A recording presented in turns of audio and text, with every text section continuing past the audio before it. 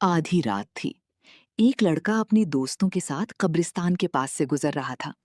दोस्तों ने मजाक में कहा, अगर हिम्मत है तो अंदर जाकर दिखा।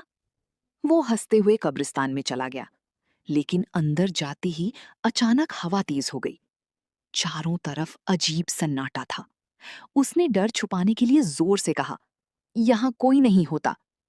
तभी पीछे से धीमी आवाज आई, तो फिर हम कौन हैं?